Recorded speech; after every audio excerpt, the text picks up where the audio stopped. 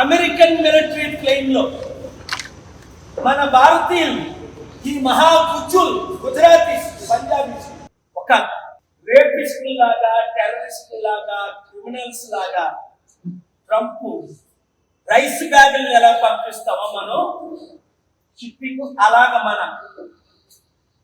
Indians ని పంపించు చాలా బాగా.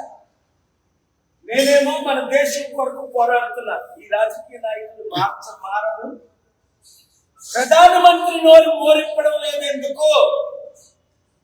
ఆయన గుజరాతీలో 30 మంది వచ్చి క్రిమినల్స్ లాగా పంపుతాయి. మోరెందుకు వాళ్ళు క్రిమినల్సా?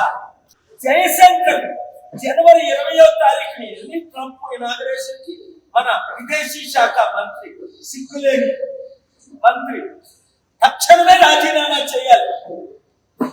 మోదీకి చేత కాకపోతే తక్షణమే రాజీనామా చేయి.